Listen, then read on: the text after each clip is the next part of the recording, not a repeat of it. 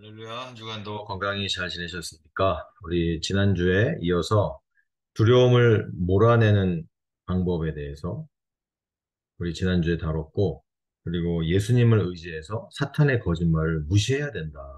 이런 말씀을 나눴었습니다. 이미 예수 그리스도께서는 사탄의 권세를 이기신 줄로 믿습니다.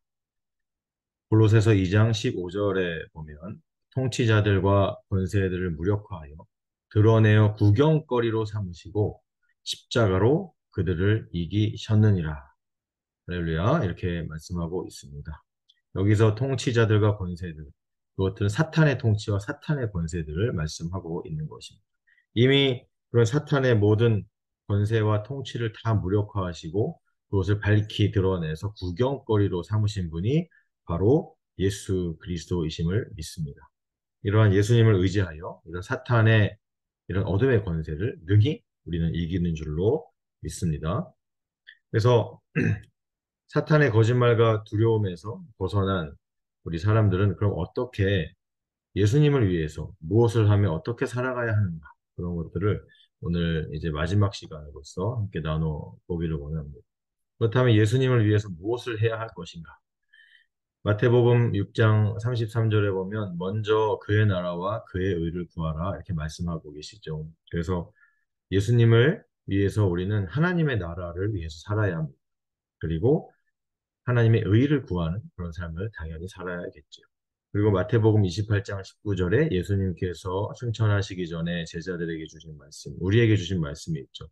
모든 족속으로 제자를 삼아 아버지와 아들과 성령의 이름으로 세례를 주고 내가 너에게 분부한 모든 것을 다 가르쳐 지키게 하라. 아멘. 결국에는 전도와 선교의 일에 열심을 다 해야 된다. 영혼 구원의 일에 우리가 열심을 다 해야 된다. 이렇게 말씀을 하고 계십니다. 기본적으로 그런 것들 우리가 삶의 목표로 살아가야 하는데, 그럼 구체적으로 그런 것들을 이루기 위해서 우리가 어떻게 살아가야 할 것인가를 생각해 본다면, 고린도후서 5장 16절을 보시면, 결국에는 다른 사람들을 인간적인 기준으로 판단하거나 비난하지 말라는 말씀입니다. 빌립보서 2장 3절에도 자기보다 다른 사람을 더 겸손한 마음으로 다른 사람을 더 좋게, 더 낮게 여겨라. 이런 말씀이 있지 않습니까? 교만하지 말라는 말씀입니다. 다른 사람을 더 낮게 여기라는 말씀입니다. 인간적인 기준으로 판단을 하지 마라. 이런 말씀인 것입니다. 두 번째로는 고린도후서 5장 17절에 보면 우리는 이제 그리스도 안에서 이제 새로운 피조물이 되었다. 이렇게 말씀하시면서 이전 것은 지나갔으니 보라, 새 것이 되었도다. 즉, 이제는 과거에서 완전히 벗어난 삶을 살아야 된다는 것입니다. 내가 그동안 고통받아왔던 과거의 아픈 기억들, 상처들, 나의 실패, 과거로부터 계속 해왔던 나쁜 습관, 계속적으로 짓고 있는 나쁜 죄악들, 그런 걸로부터 벗어나야 한다. 이 말씀을 하시는 것이죠. 예수님께서는 우리가 확실히 믿어야 할 것이 뭐냐 하면 예수님께서는 나의 이러한 모든 과거의 상처와 실패와 나쁜 습관이나 죄라 이런 모든 더럽고 추악한 죄악들도 십자가상에서 함께 못 박아 주셨다는 사실을 우리는 믿어야 하는 것입니다. 우리가 여전히 예수 믿는다 하면서 여전히 과거에 얽매여서 살면 또 다시 두려움이 찾아오고 또 다시 마귀에게, 사탄 마귀에게, 귀신에게 조종받는 그런 인생을 살 수밖에 없는 것이 우리 인생입니다. 그러나 이제는 내가 예수 그리스도의 십자가의 그 이름으로, 십자가의 권세로, 예수의 이름으로 이제는 마귀에게 조종당하는 인생이 아니라 오히려 내가 마귀의 권세를 컨트롤하는 그런 인생을 살게 되는 줄로 믿으시기 바랍니다. 그리고 세 번째로는 고린도후서 5장 18절을 보면은 모든 것이 다 하나님이 주셨다는 것입니다. 모든 것. 다 하나님께서 주셨다. 그 말은 결국에는 모든 것이 다 하나님께서 주신 선물이다라는 것이죠. 예수님을 위해서 살다 보면 우리가 좋은 일을 겪기도 하지만 나쁜 일을 겪기도 하죠. 늘 기쁘고 즐거운 일만 있는 것이 아니고 행복만 있는 것이 아니고 사실은 불행이 더 많게 느껴지기도 합니다. 좌절할 때가 많고 고통과 고난이 있을 때가 참 많습니다. 그런데 이 모든 것이 다 하나님께서 주신 선물이다라는 사실을 우리는 명심해야 하는 것입니다. 다 하나님이 주신 선물이다. 나를 위해서 주신, 나를 사랑해서 주신 하나님의 선물이다라는 사실을 인정해야 하는 것입니다. 그러면서 우리는 고통과 고난을 바라보는 관점이 바뀌어야 되는 것입니다. 그래서 하나님께서 나에게 주신 고통과 고난의 시간도 그것 또한 하나님이 나를 사랑하셔서 주시는 하나님의 선물이다. 라는 그런 나의 관점이 바뀌어야 되는 줄로 있기를 바랍니다.